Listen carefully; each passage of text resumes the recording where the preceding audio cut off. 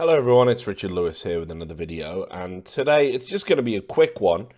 It's going to bring up a story that really seems to have kind of flown under the radar a little bit about Counter-Strike.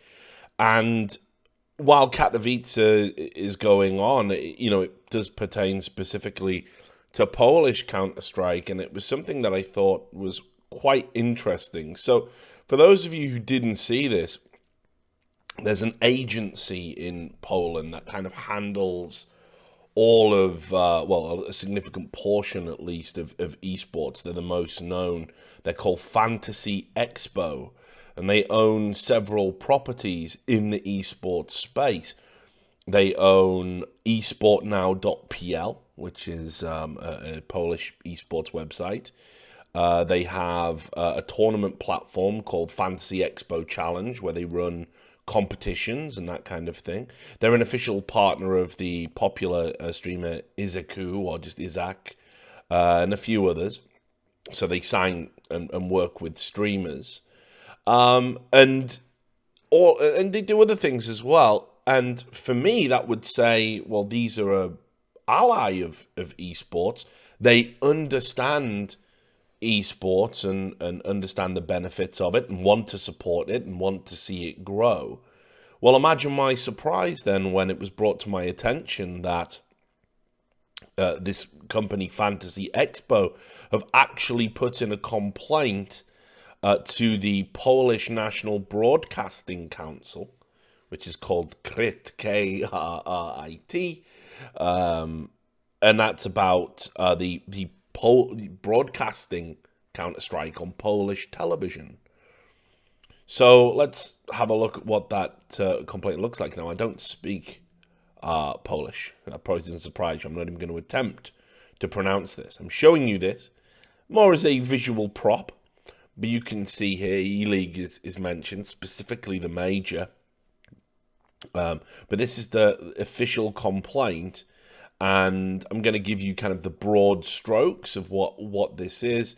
And you can see there it's signed by Fantasy Expo and was sent in. So what is the thrust of this complaint? Well, the key part is Fantasy Expo say the broadcast of CS may have a negative impact on the development of people under the age of 18.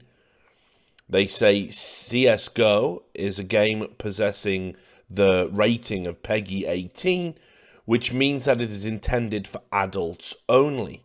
They then go on to say some very strange things which don't really make sense if you've played the game, and that is CSGO presents scenes of killing innocent people who are not controlled by the player. So, I mean, first of all, that would refer to hostage mode. That's the only part of the game where there's innocent people in it, the hostages.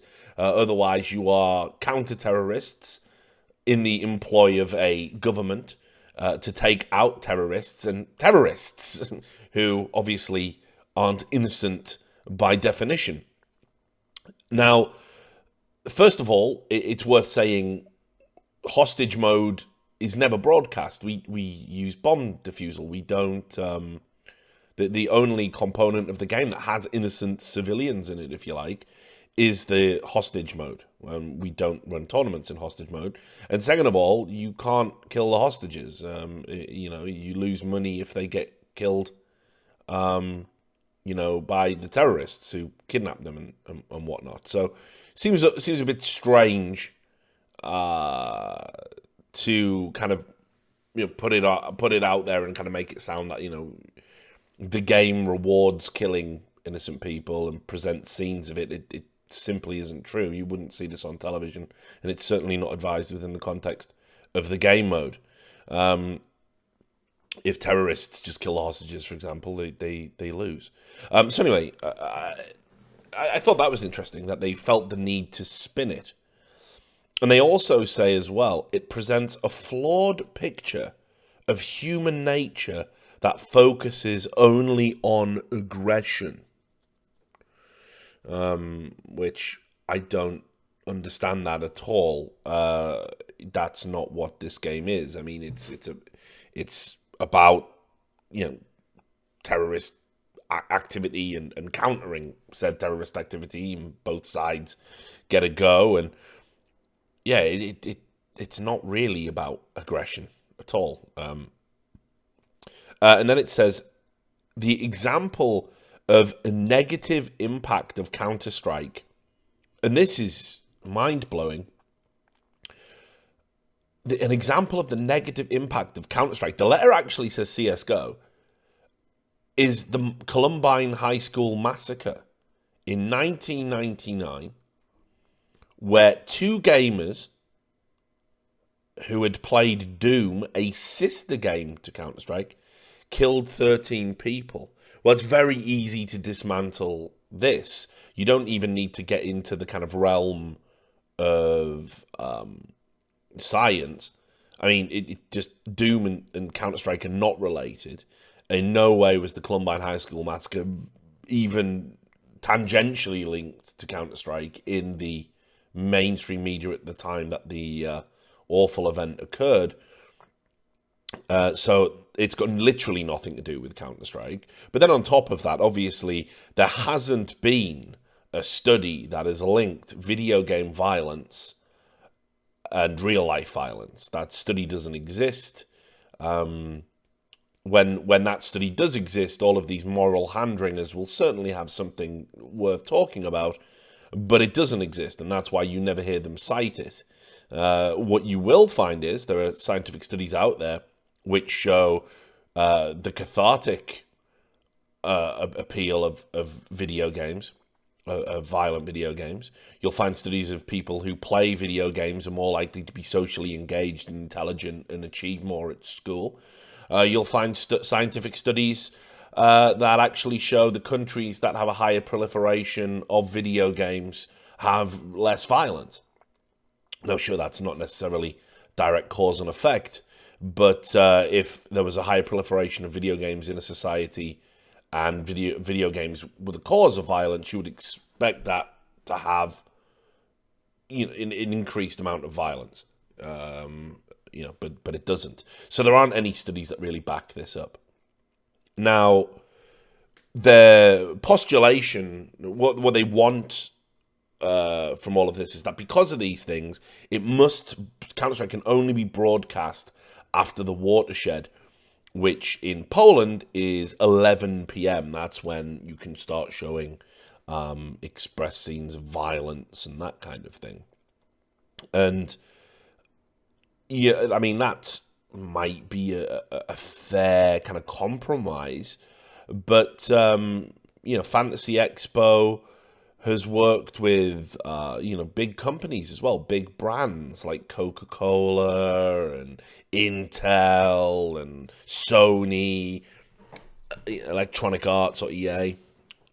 This is a very dangerous road to go down, in the sense that, sure, your idea, your solution might be, let's broadcast it after 11 p.m.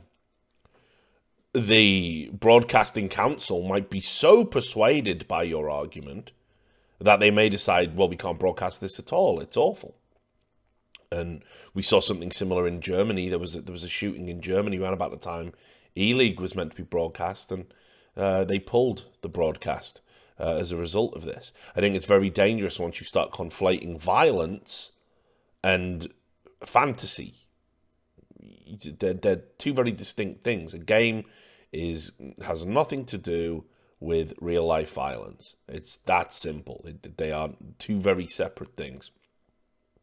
And there are numerous factors for causing people to go out and perpetrate heinous acts.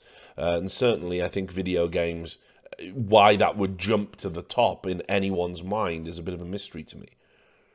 So I sort of thought about this. I sort of thought about, well, why would an ally of esports, an agency that specializes in running esports tournaments, supporting esports streamers, this kind of thing, why would they want this to happen? Why would they want TV to not broadcast after 11? Well, I mean, it does make me wonder if they're playing some sort of long con here in terms of they would be able to, because, you know, they're not complaining about it on Twitch, you know, it's only on TV. And that's strange because Twitch is more likely to reach the generation of people under 18s that they're talking about than the family television set.